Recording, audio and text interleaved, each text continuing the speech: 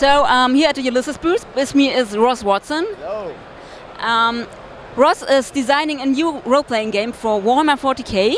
And first of all, this is definitely not the first game you've worked on. So can you tell us a little bit about yourself? Sure. I've worked on a lot of role-playing games, especially Warhammer 40k. You may know me from Dark Heresy and Rogue Trader, Deathwatch, and Black Crusade and Only War. That's a lot.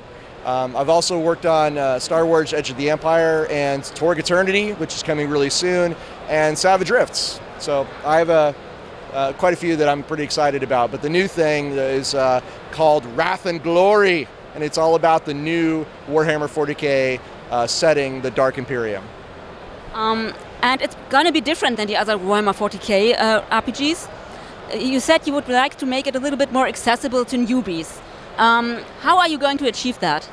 That's a great question. So first of all, we are doing a brand new system, and we're aiming for one that is simple, easy to learn, and doesn't require looking things up in the book as often.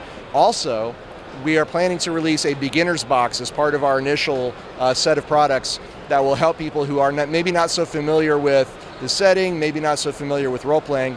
They can come in and they will have a pre-generated character and a short adventure, everything you need, maps and dice, and they can jump right in and see what it's all about.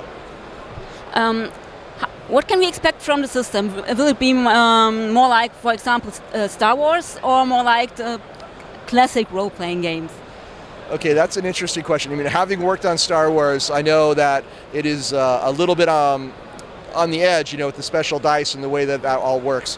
So I can promise you it is not that far in that direction. It is a D6 dice pool system.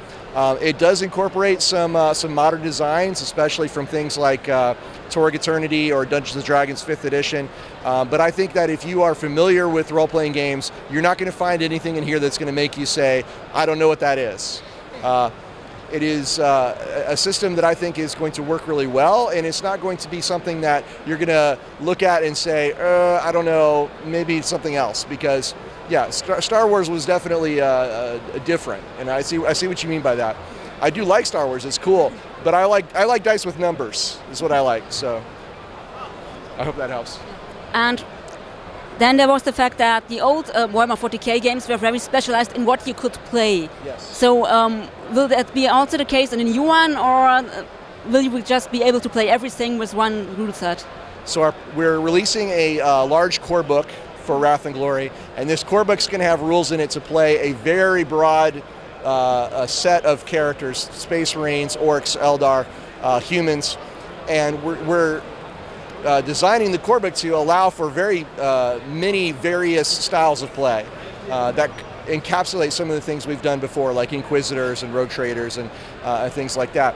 And we're going to use that as a foundation to build the more focused experiences that come off of that in terms of the idea it's called the campaign. And our first campaign is called the Imperium Nihilus, which is all about the new Dark Imperium setting. And then the one after that's going to be called Doom of the Eldar, which is a very Eldar-focused game, which is one of the things that's great about Wrath and Glory is that we're able to do things we haven't done before at 40K, look at different pieces of the universe and zoom in and really get involved in that. So that's what makes me excited about it. So it's going to be a lot more universal. Yeah, absolutely, yeah. Okay, that's a term that people hate for me to use in interviews, so I will not use that term, but it's, yes, very wide, yes. Okay. And as we have seen with, is there a possibility that there will be more than just one starter box, like, for example, Star Wars set? Well, okay, so our initial set of products is going to be the core book and a beginner's box, and we also have a set of adventures. And we want to, of course, build in some more options as well, like a GM screen and things of that nature. But that's pretty much all I can say about the first wave.